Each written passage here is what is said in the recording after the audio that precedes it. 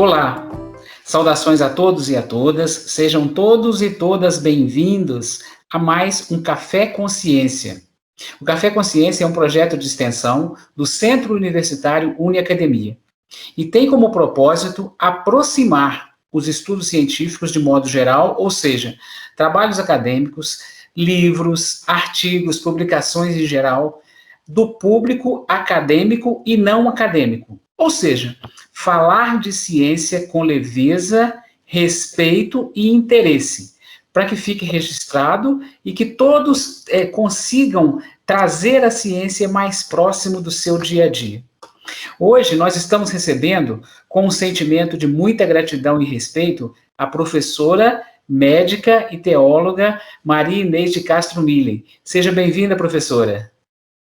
Olá, Sebastião.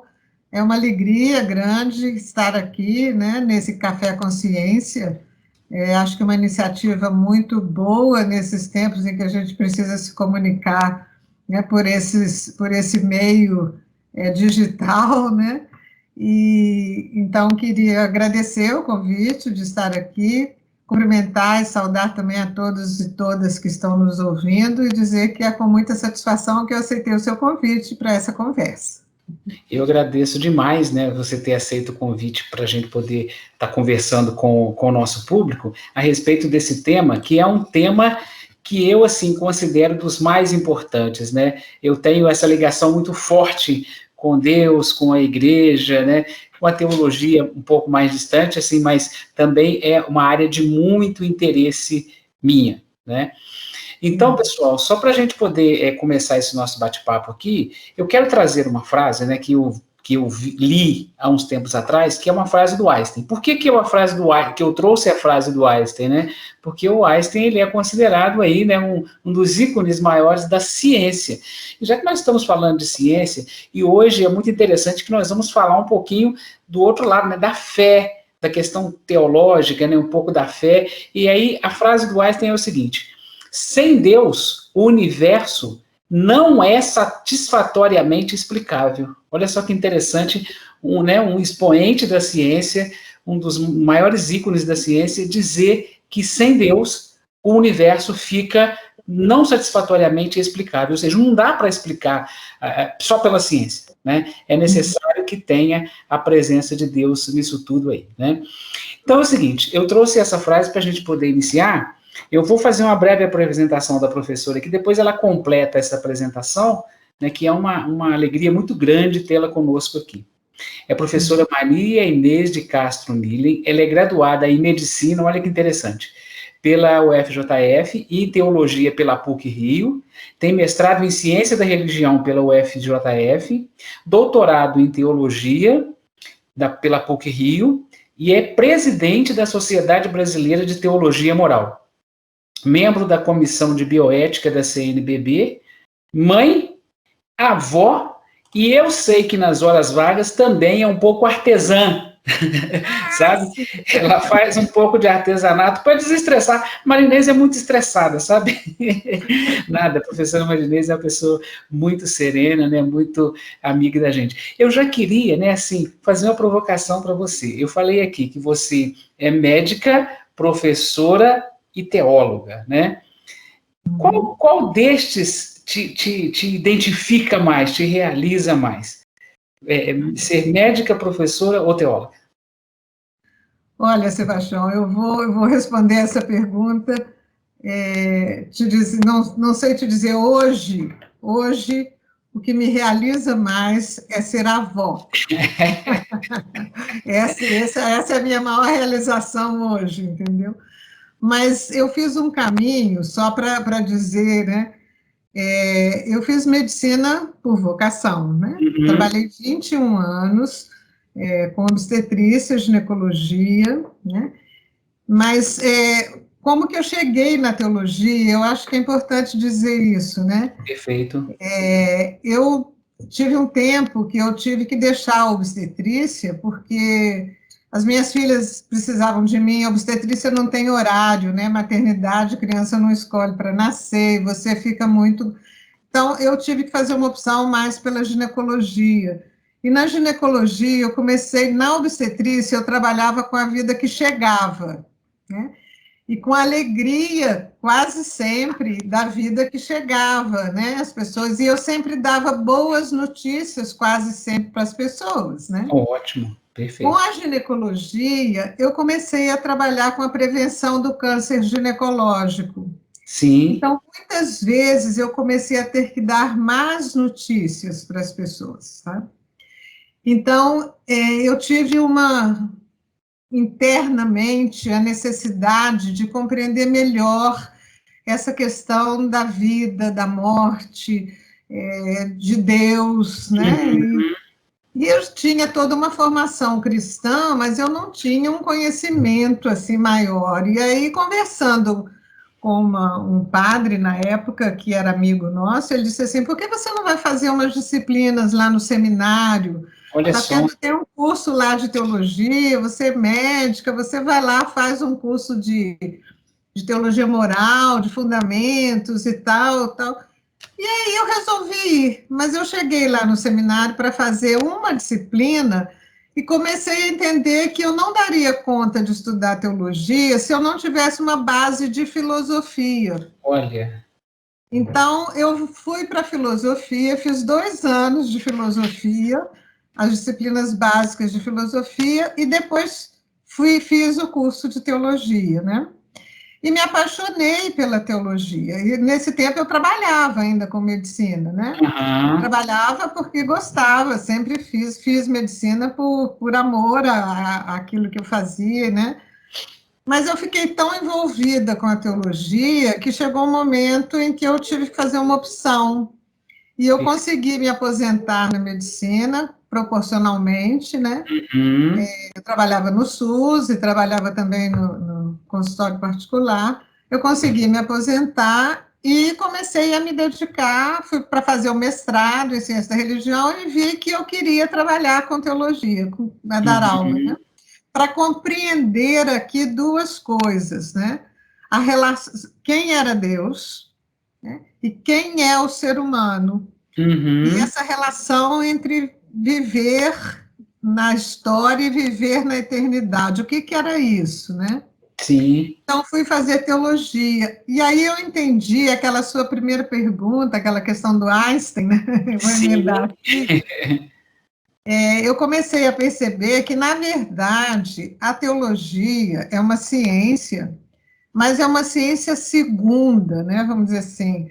A teologia é uma ciência em que você, como dizia Santo Agostinho, você compreende para crer, e tem que crer para compreender.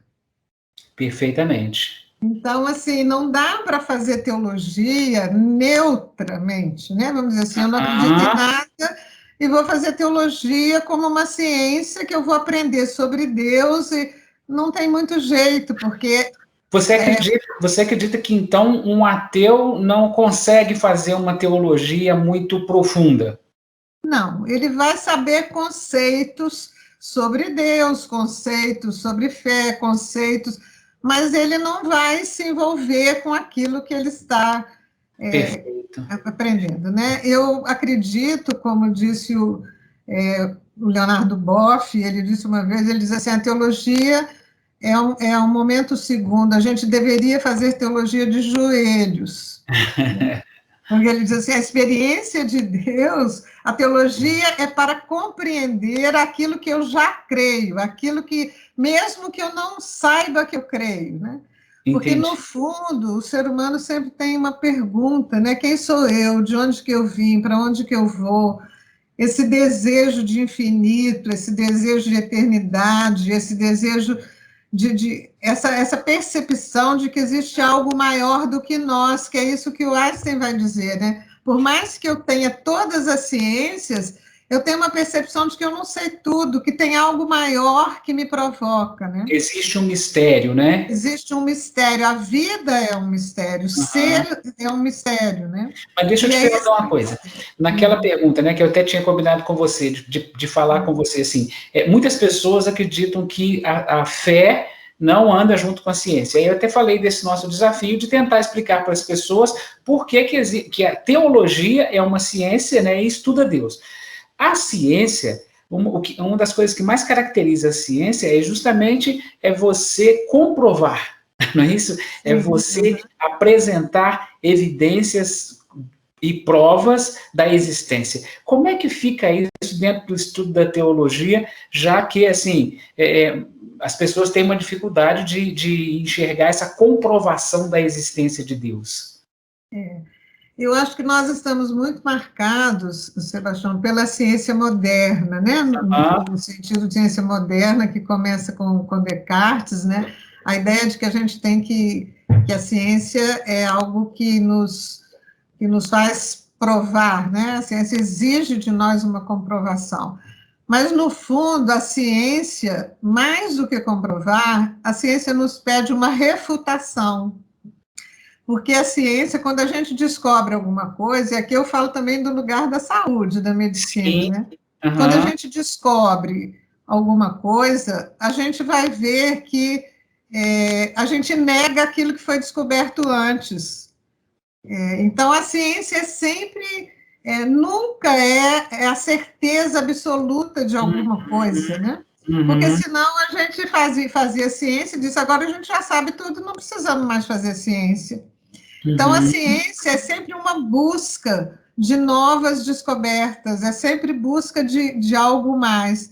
Como a teologia, a gente não sabe tudo sobre Deus, a gente não sabe tudo sobre o ser humano, mas a teologia é uma ciência que está nessa busca, né? Na busca da compreensão. Gostei demais dessa sua fala, porque assim você me fez assim enxergar que talvez a teologia seja a ciência suprema, né? Quando assim nós vamos superando todos os conhecimentos anteriores e até chegar num conhecimento supremo, num conhecimento máximo, né? De compreender e conhecer a Deus, né? Sim, que acho que aqui é o transcendente no sentido aqui pode ser pensado em todas as religiões, né? Em todas as religiões, porque todos os povos fizeram religião, e a religião nada mais é do que essa busca da transcendência, né? É a busca de algo maior do que nós mesmos, que nós não compreendemos, né? Nós não compreendemos tudo da vida, nem da história, não sabemos todas as coisas, né? Perfeito. Eu me lembro quando eu fazia obstetrícia, só aqui para completar isso, para mim era assim, quando uma criança nascia, né, que eu fazia o parto e olhava para aquela criança, eu dizia, gente, mas que mistério, né? Que mistério, como que essa criança nasceu? Quer dizer, a participação do pai e da mãe é apenas fornecer as sementes, né?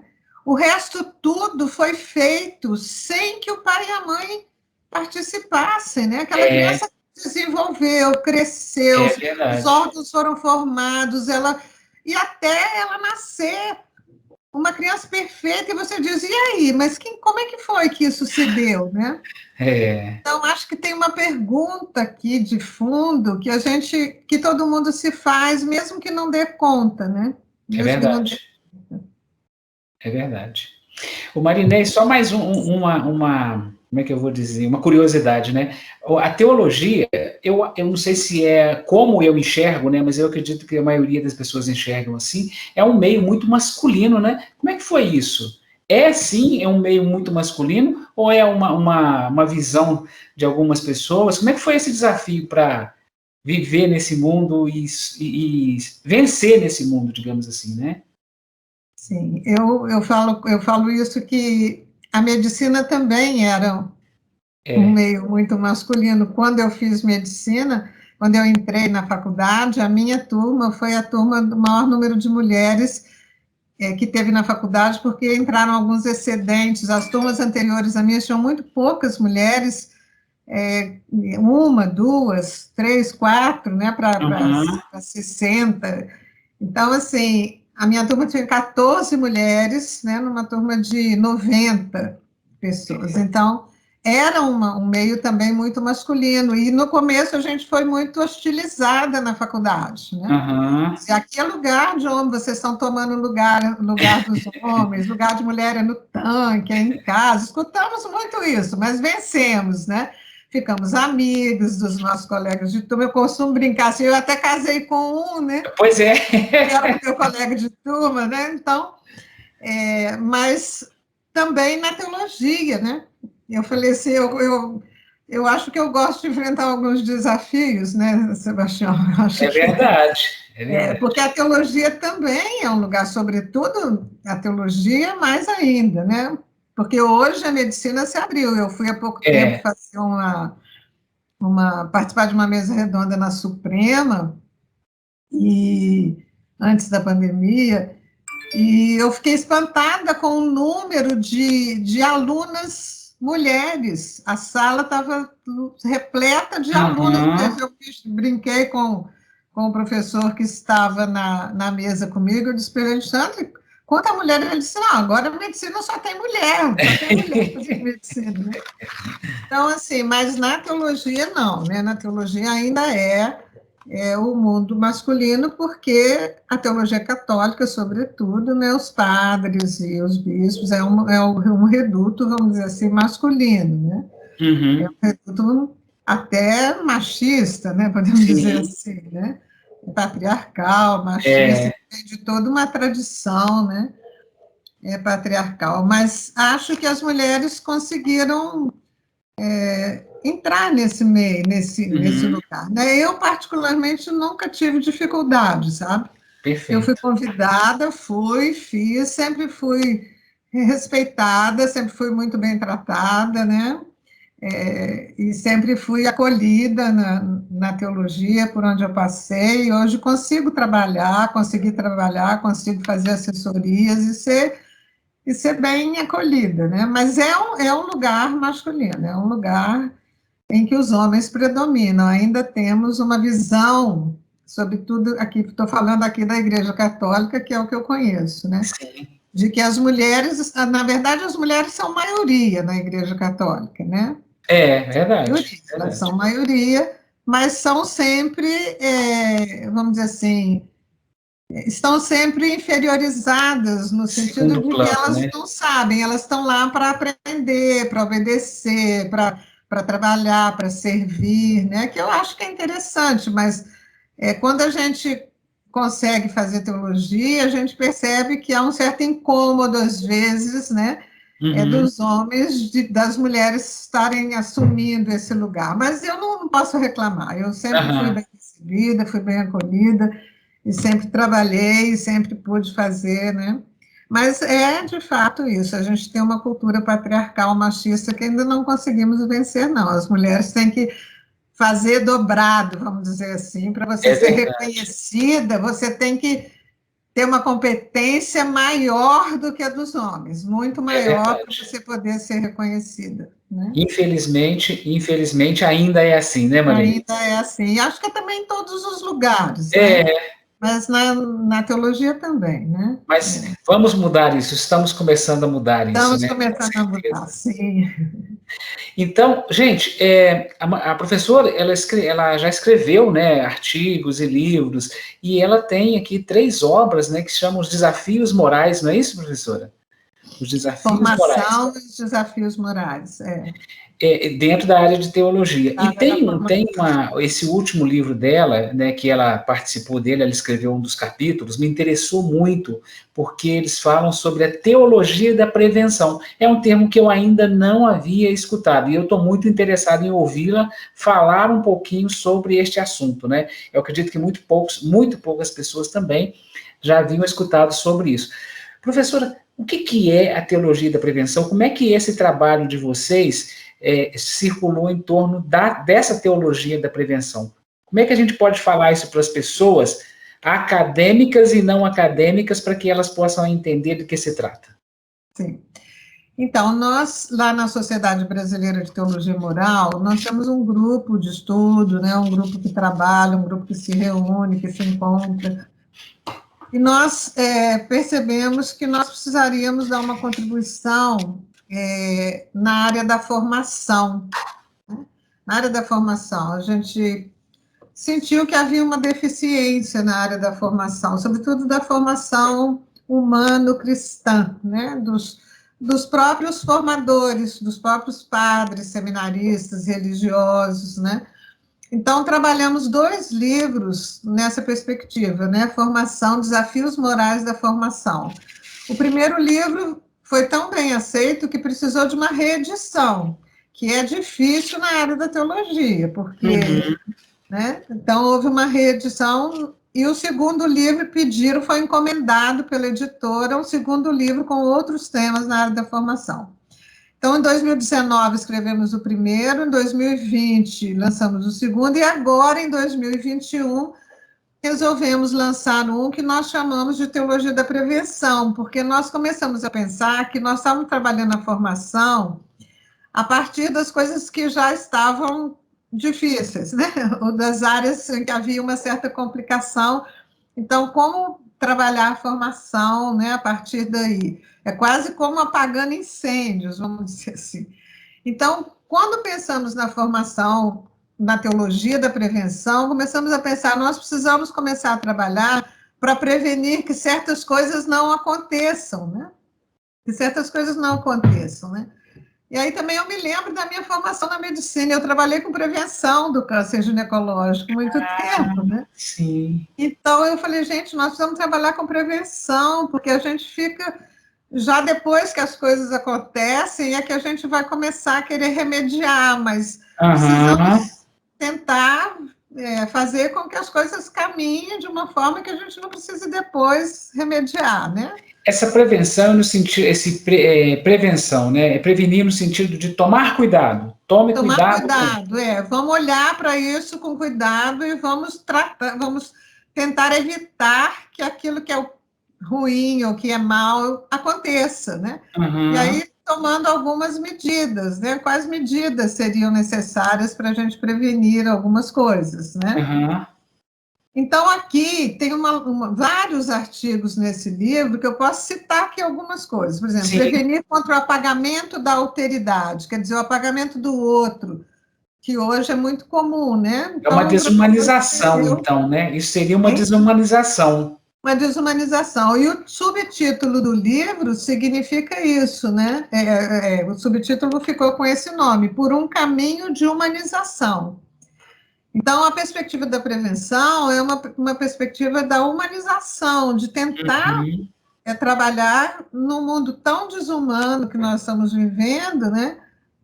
Trabalhar a humanização das pessoas para que a gente não chegasse aos problemas que a gente tem hoje, talvez, né? Então, prevenir contra o vazio existencial, prevenir contra a indiferença, prevenir contra o dogmatismo e o rigorismo, que é o texto que eu trabalhei, que talvez gostaria de falar um pouquinho. Isso, prevenir contra a corrupção, prevenir contra o consumismo, prevenir contra a violência, prevenir contra o suicídio. Hoje a gente está vivendo Setembro Amarelo, aí, que é a prevenção do suicídio. Prevenir contra o abuso sexual intrafamiliar, que é uma questão muito séria, né, do abuso sexual, tanto nas famílias, na igreja e tantos lugares, né? Então, a gente tem isso. Prevenir contra a homofobia, prevenir contra a infidelidade, né?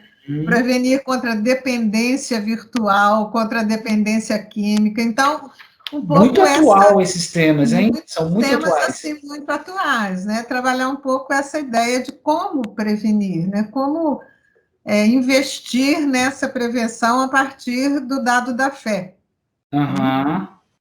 Então, eu trabalhei aqui nesse livro a prevenção contra o dogmatismo e o rigorismo, né? E que é uma coisa assim que as pessoas ficam pensando... Explica para a gente isso aí. Né? Então, acho que o subtítulo aqui foi a tentação da rigidez. Né? Perfeito. Então, acho que nós vivemos, vou falar um pouco o que eu escrevi, assim, por alto, né, o que eu pensei quando estava escrevendo esse tema, né? Nós vivemos hoje uma tentação de sermos rígidos, né? Porque temos algumas constatações da nossa realidade que nos levam, talvez, a essa tentação, né? Do rigorismo, do rigor, da disciplina, da rigidez. Então, Essa é uma tentação, que é uma polarização que nós vivemos entre a rigidez absoluta, o rigorismo, e o laxismo. Quer dizer, são duas coisas. Ou uma rigidez muito séria, ou deixa para lá, vale tudo. Esse rigorismo, né, leva até o fundamentalismo, né? Ao fundamentalismo, sim, leva ao fundamentalismo. Então, eu estava trabalhando isso. Outros trabalhariam contra o laxismo exagerado, tudo vale, tudo pode, que é um outro problema, né? Uhum. Mas eu trabalhei esse polo aqui do rigorismo, né? Uhum. Então, acho que algumas constatações, né, que eu fiz aqui. Primeiro, a gente vive um mundo... O ser humano hoje é fragmentado, o mundo é muito complexo e, por isso, há uma fragmentação, né, da sociedade e também do ser humano. E esse ser humano fragmentado, né, é um ser humano que se contenta com um pouco, né? Um pouco com o mínimo. Eu sei muito de pouca coisa, né? Um pouco isso, né? Eu não sei nada de pouca coisa, né? Me contento com os fragmentos, e o fragmento me enfraquece, me faz ser fundamentalista a partir de um fragmento, a partir de um lado, de um polo, de uma coisa só, né? Então, a dificuldade de entender a multiplicidade, a pluralidade, a complexidade da vida e das coisas, né? E aí, essa dificuldade de lidar com as diferenças, né? Que gera o dogmatismo. Dogmatismo aqui, estou pensando não no dogma religioso, né? Não negando o dogma religioso, mas o dogmatismo no sentido de fixação em algumas coisas que não podem ser discutidas, nem apontadas como novas, nem pensar na novidade, né?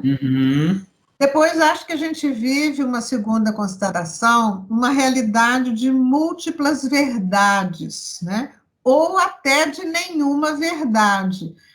Alguns autores hoje já trabalham com a ideia de que nós vivemos o tempo da pós-verdade, né? Tem esse termo filosófico aí, da pós-verdade. Então, um tempo da pós-verdade seria um tempo de que ninguém sabe o que é a verdade. No fundo, aquela pergunta que Pilatos fez para Jesus, né? O que é a verdade? O que é a verdade? E Jesus não respondeu com teoria, mas Jesus respondeu com a prática da vida. A verdade de Jesus era a não violência, o amor, a não contestação do ódio que tinham contra ele. Mas ninguém entendeu naquela época e a gente corre o risco de não entender hoje, né? Então, essa perspectiva, nós vivemos uma época aí de fake news, de negacionismos, de invenções, de coisas tão absurdas, a Terra é plana, a vacina tem um chip que vai mudar o DNA, e o povo acredita nisso. Verdade. Então, assim, vivemos um tempo dessa pós-verdade, de uma coisa assim, maluca, que a gente não sabe como que as pessoas acreditam, né? Nessas coisas que já não fazem mais sentido, né? Então, o risco aqui do rigorismo, porque cai nos fundamentalismos da falta de informação, da ignorância sobre a realidade, sobre os fatos, né? Depois, uma terceira constatação, a gente vive tempos sombrios que também trazem muitos medos. É verdade. As pessoas vivem com medo, desconfiadas, né? Desconfiadas umas das outras, desconfiadas de tudo, por causa dessa questão, a falta de informação, a insegurança traz muitos medos, né? E o medo são medos também provocados.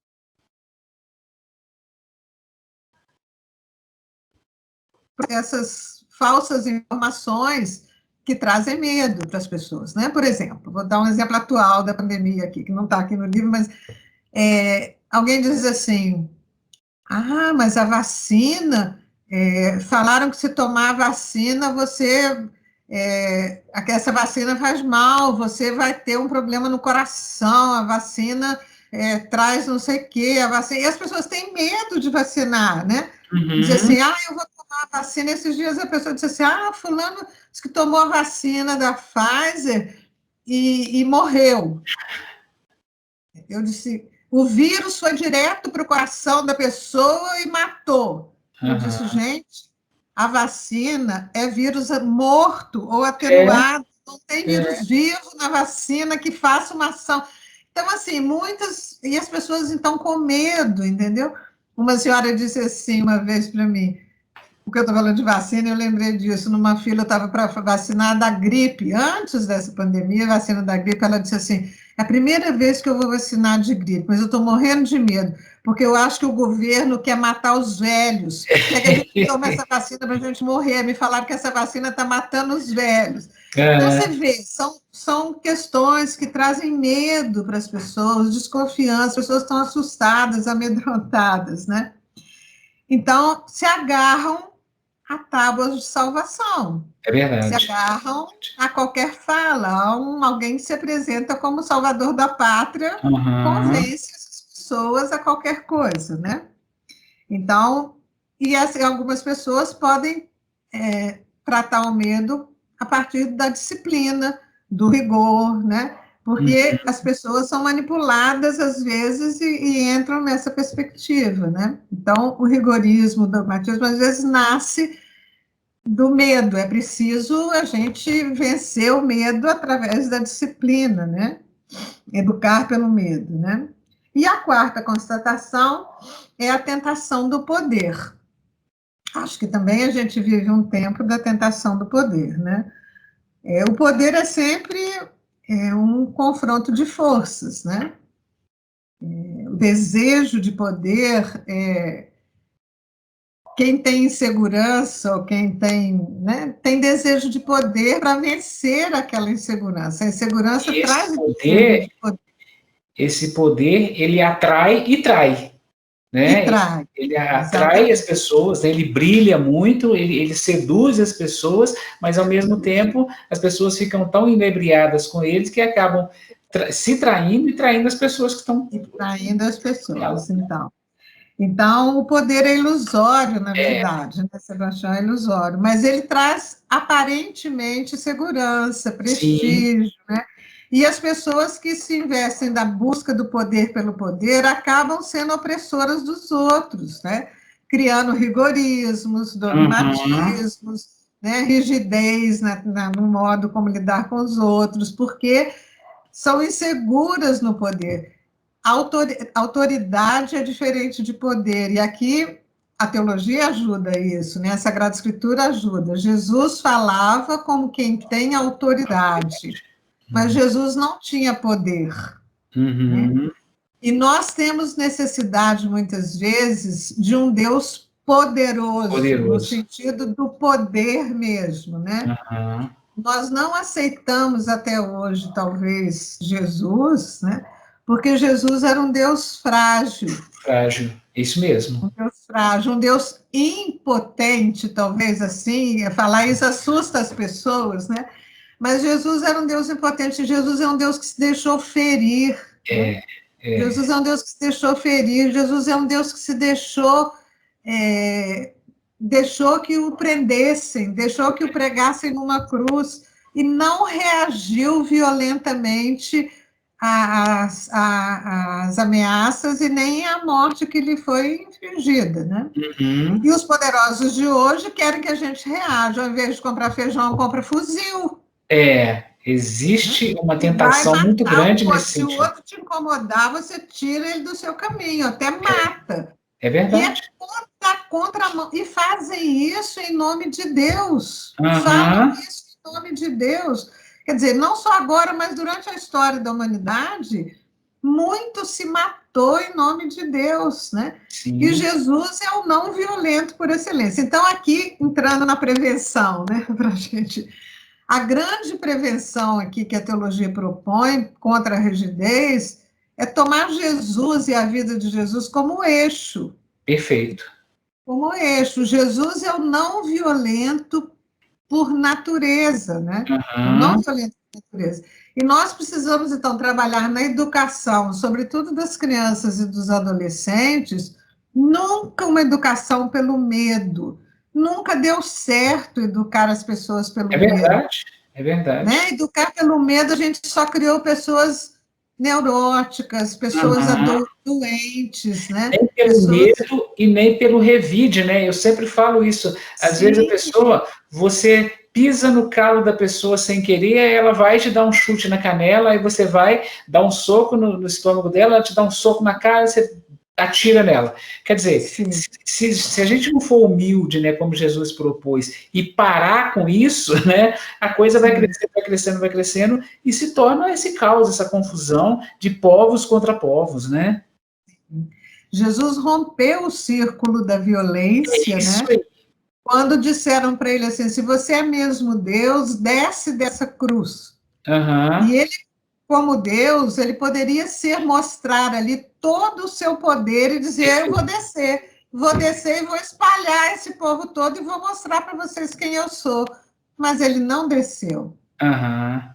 E ao não descer, ele disse: Pai, perdoai-lhes, porque eles não sabem o que fazem, né? Então, Jesus rompe a violência que fizeram contra ele com o amor, com o Com amor. perdão, com o Uhum. perdão. Quer dizer, ele cria uma nova mentalidade, né? Que nós não aprendemos, Não Sebastião. Eu fico aprendemos. pensando, É, nós não aprendemos com Jesus ainda, então, né?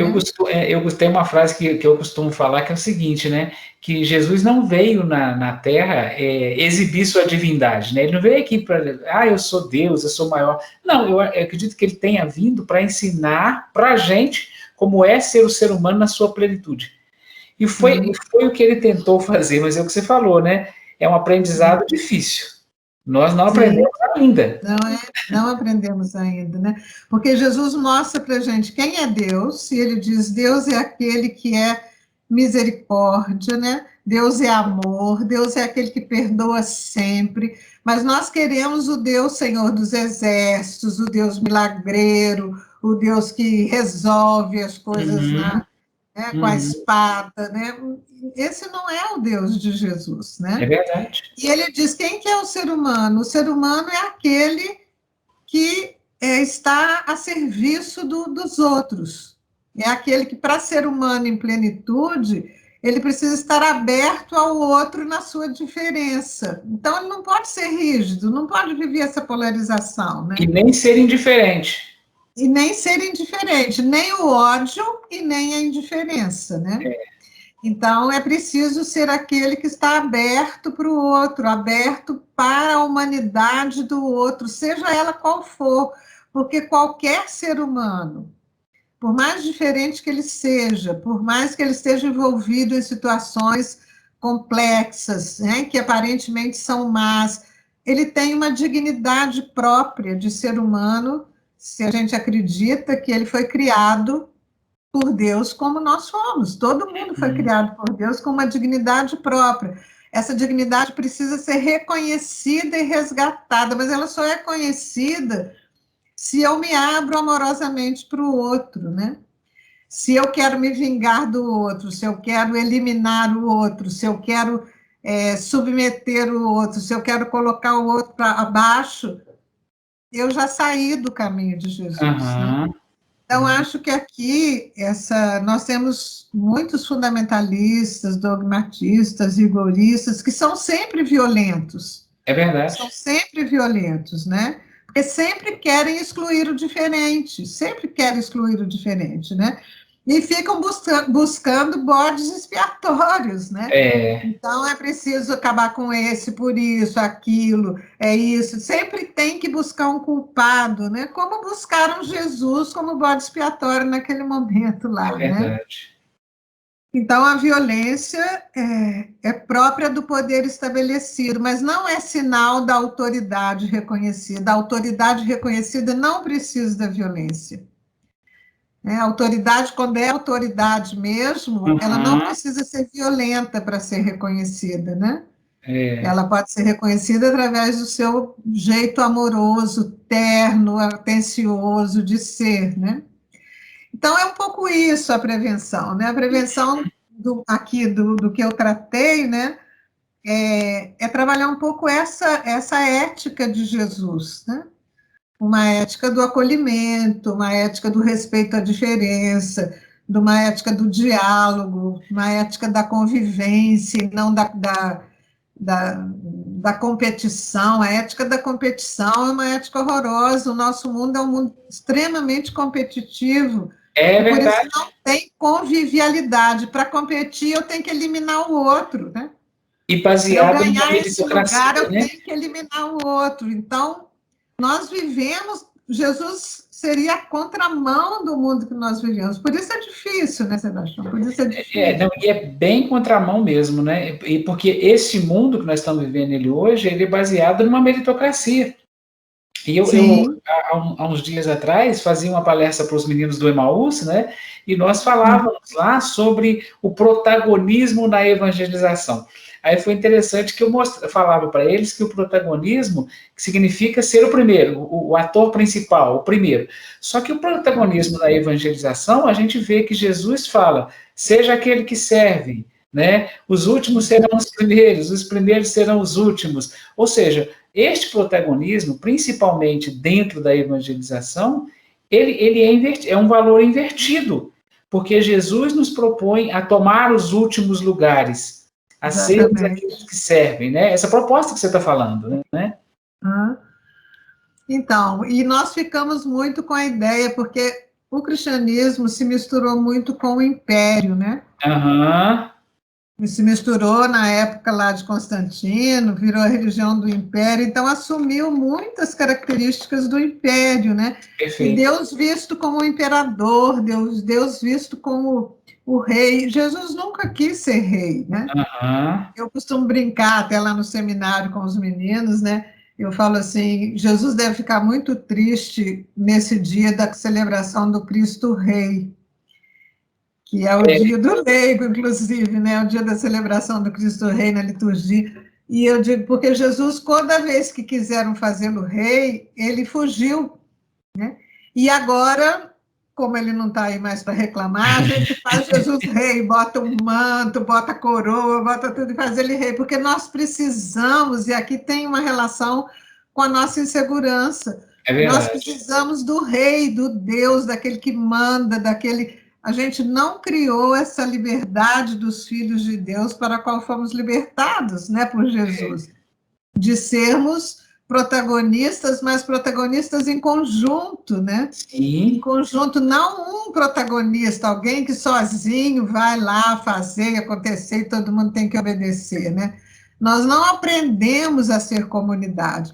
O Papa Francisco escreveu uma encíclica muito interessante, que é a Fratelli Tutti, quer dizer, todos irmãos, né? nossa, muito boa, muito Então, é bacana. muito interessante, é aquilo que Jesus vai dizer para os fariseus: olha, na terra, não chameis a ninguém de pai, nem de guia, nem de... porque vocês todos são irmãos, né? Uhum, Mas nós não aprendemos isso, a gente tem alguém que é pai, que é guia, que é autoridade, que é isso, que é aquilo, e os outros são os que seguem, né?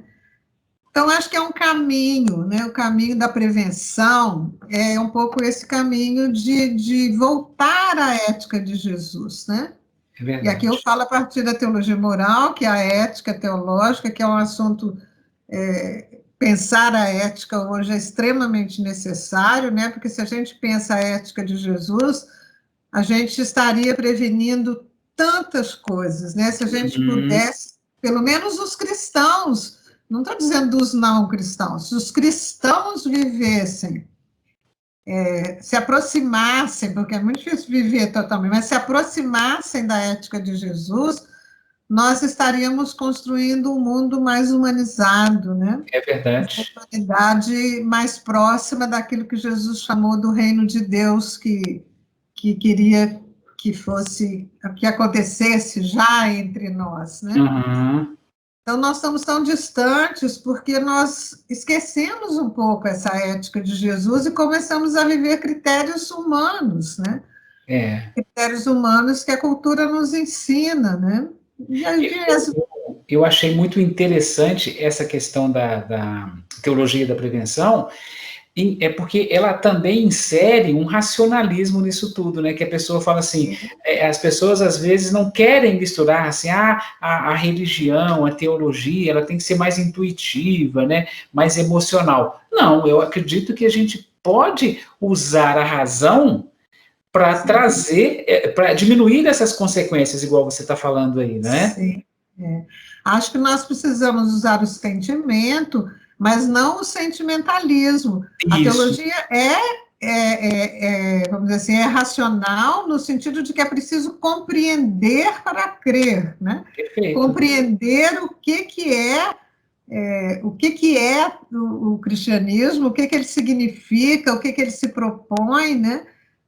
Compreender para a gente aí, crendo com mais convicção, a gente poder viver aquilo, né? Não só uma teoria, mas algo que se realize, que faça com que a nossa prática seja reflexo da nossa teoria, né? Perfeito. O que você acredita, Marinês, que seja o maior desafio nosso hoje, né? Porque, assim, eu estou vendo essa proposta de vocês, da teologia da prevenção, como uma coisa muito nova, né? Assim, muito atual. Qual você acredita que seja o maior desafio para fazer as pessoas entenderem essa teologia da prevenção? Pois é, acho que o maior desafio, Sebastião, não sei se o maior, mas eu acho que um dos grandes desafios, né, é pensar que nós estamos vivendo hoje um momento de profunda crise humanitária, né, em todos os sentidos, né? Uma crise humanitária porque estamos vivendo uma pandemia, né? Uhum. Muitas pessoas doentes, mortas, uma crise da saúde, né? Mas uma crise humanitária dos valores também, Perfeito. dos valores. Uma crise humanitária de uma humanidade que aprendeu, com o antropocentrismo moderno, de que o homem é o centro do universo e do mundo. Então, que ele pode dominar e fazer e acontecer. Então, acho que vivemos uma crise humanitária quando nós depredamos a natureza, Sim, sim. quando não cuidamos da terra, quando não cuidamos das nossas florestas, quando não cuidamos dos animais, quando não cuidamos de nós humanos e quando não cuidamos da nossa relação com Deus. Então, acho que o grande desafio hoje é o desafio de nós, sei lá, a palavra não existe, nos reumanizarmos, né? Estou inventando aqui uma palavra. Nos reumanizarmos, né? Voltarmos a pensar no que consiste de verdade a nossa humanização, o que significa ser humano, e ser humano enquanto interligado a tudo que existe, e ligado também a Deus, né? Ligado ao transcendente, ligado a todas as coisas que estão em torno de nós. E como agir para que essa ligação se concretize de verdade, né? E que a gente não fique dominando, por exemplo, tirar tudo da natureza, a natureza está esgotando, né? Daqui a pouco não tem mais, não vamos ter água, não vamos ter, né? Como é que vamos fazer? Há um problema climático absurdo que nós já estamos vendo, mas as pessoas não se dão conta, né? Então, essa pandemia talvez tenha vindo até para nos ensinar isso, né? Se nós não aprendermos com ela algumas coisas, aí eu acho que é desanimador, né? Desanimador. É interessante você falar dessa questão do cuidado. Então, eu acredito sim, né, que o grande desafio para se viver a teologia da prevenção é exatamente convencer as pessoas desse cuidado que a gente tem que ter com o planeta, né, com as pessoas, com o planeta. Há uns dias atrás eu falava com os meus alunos, eu dou aula de sustentabilidade, né, que o meu mestrado é nessa área.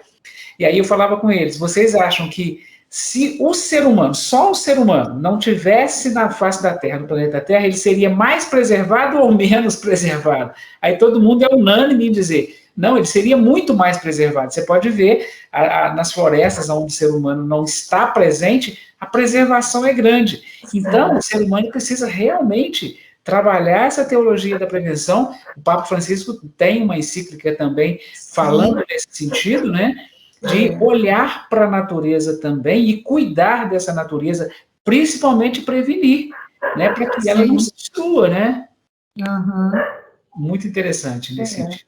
Então, acho que é isso. Eu acho que para prevenção seria essa reumanização passando pelo eixo da ética de Jesus, que é uma ética do cuidado, né? É verdade. A ética do cuidado. E quando você falou aí também, né, que as pessoas estão ficando mais indiferentes, eu me recordei lá do início das primeiras mortes que aconteceram no Brasil, quando a gente via os noticiários, as pessoas falavam assim com uma consternação danada, morreram 40 pessoas, né? E tristes, muito tristes.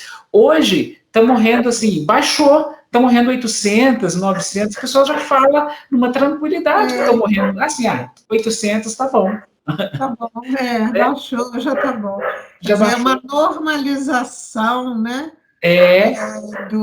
Do mal, daquilo que não podemos normalizar. O sofrimento dos outros não pode ser normal, né? Não podemos normalizar a dor do outro. Né? É verdade. É preciso cuidar do outro, sobretudo na sua dor, na sua dificuldade, né? Então, acho que um pouco é esse o desafio, né? Muito bom, Marinês. O desafio da prevenção. Muito bom. Nossa, agradeço demais a sua presença aqui, foi muito bacana. É o que eu falei, eu queria conhecer mais sobre esse assunto que você trouxe para nós. E o livro, como é que se as pessoas quiserem adquirir o livro, como é que adquire, onde está disponível? O livro foi editado pela Paulus, né? Aham. Vou mostrar aqui, editora Paulus, né? Sim. Teologia da Prevenção por um caminho de humanização. Então, aqui em Juiz de Fora tem a livraria da Paulus, né? Sim. Ali na Avenida Rio Branco, e o livro já está disponível na editora. Né? Ótimo. Está disponível. E eu acho que vale a pena, é um caminho, né? Para a gente começar a pensar essas questões, né? Com certeza, e ainda mais temas tão atuais assim. Eu quero te agradecer, Marinês, que você quer deixar uma mensagem aí para o pessoal, né, em relação ao seu livro, em relação a este momento. Eu queria que você deixasse uma breve mensagem aí para o pessoal, por favor. Sim, eu vou ler um pequeno poema, posso? Pode, perfeito. Eu acho que sintetiza um pouco isso, porque eu acho que a gente está vivendo um momento tão triste, né? As pessoas estão tão desanimadas, muita gente cansada por causa dessa situação, né? Do isolamento, da pandemia, dos negacionismos, tanta coisa, né? Que está acontecendo. Então, Dom Helder Câmara escreveu um poema pequenininho, mas que eu acho que nos ajuda nesse momento, né? Ele diz assim: deixe-me acender 100 vezes, 1000 vezes, 1 milhão de vezes a esperança que ventos perversos e fortes teimam em apagar. Que grande e bela profissão, acendedor da esperança. Então, acho que se nós conseguirmos ser pequenas luzes, ainda que bruxuleantes, vamos dizer assim, que possam acender no coração das pessoas alguma esperança, acho que a gente já está no caminho de prevenir essa indiferença, os ressentimentos, os ódios, né?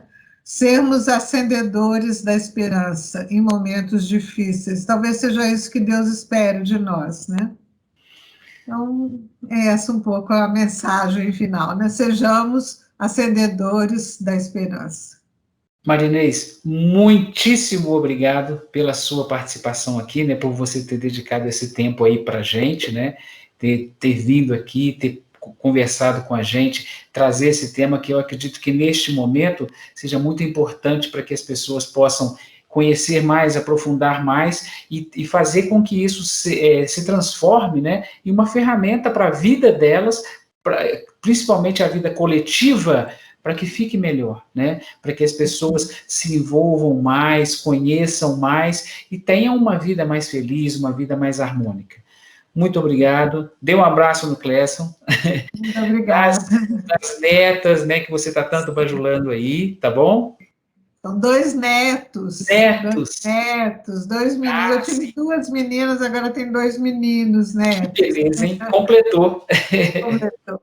Então, eu que agradeço, Sebastião, agradeço também a oportunidade, né, dessa conversa, né, de estar aqui com você e com o pessoal do SEI, da Unicademia, né, e os outros que vão nos ouvir, né, para falar de coisas que eu realmente acredito, né. Eu acho que ser professor, né, e aí vou voltar lá na primeira pergunta que você me fez, o que te é mais interessante? Ser professora, para mim, foi assim a minha maior motivação, o maior sentido de viver foi ser professora. Porque eu acho que professor é aquele que professa aquilo que crê. Sabe? Muito bom. Para mim, eu acho que isso é que é ser professor, aquele que professa o que acredita. E eu pude exercer a minha profissão, né, de professora, professando aquilo que eu acredito. Muito bom. Então, acho que fico feliz de poder estar aqui para conversar, para dizer isso. Um abraço grande para todos que estão nos assistindo, para o pessoal da Unicademia, né, e para todos que estão aqui presentes. Tá bom? Um abraço para a Aline também, né? E Obrigado. fique com Deus. Essa questão do professor eu te entendo bem, viu? Muito Sim. obrigado, quero agradecer a você. Pessoal, essa nossa gravação vai estar disponível para vocês daqui uns dias, tá? E em breve nós vamos voltar com mais um tema aí interessante para vocês sobre café consciência. Muito obrigado, viu? A todos. Obrigada, Sebastião. E parabéns aí pela iniciativa do Café Consciência. Obrigado.